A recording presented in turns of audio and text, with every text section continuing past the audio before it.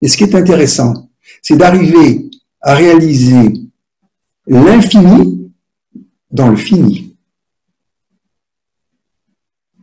Donc, le but de la spiritualité, c'est d'être dans le un, dans l'unicité, au travers de la diversité.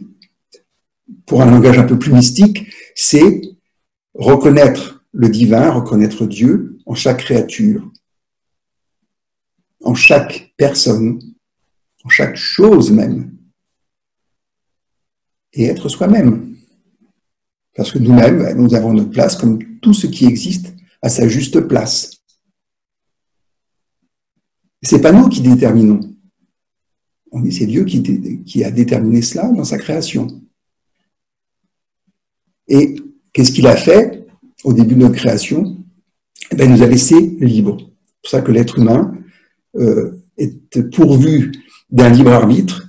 Et on a vu des fois ce que nous faisons avec, c'est pas toujours extraordinaire. Mais bon, ce sont les exercices aussi qui nous sont proposés pour réaliser ce que nous sommes en réalité. Ce que j'ai pu observer, c'était qu'il fallait avoir la notion du but. Et là, c'est ce dont parlait Baboudji.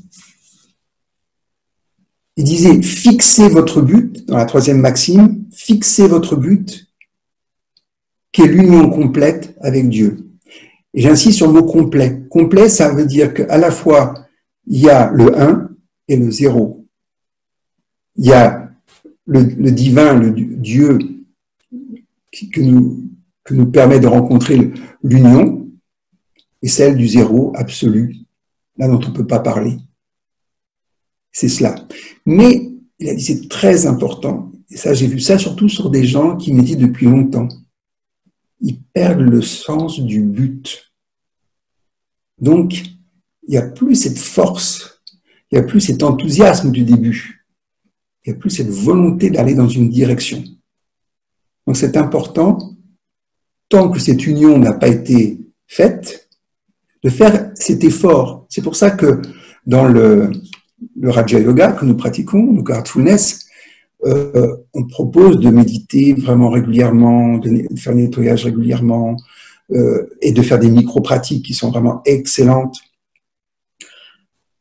pour installer cela, installer cette dimension. Ça demande beaucoup d'efforts, ça demande de la pratique, jusqu'au moment où nous aurons le libre accès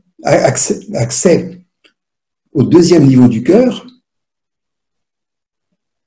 qui est cette dimension cosmique en nous, que certains appellent le royaume de Dieu.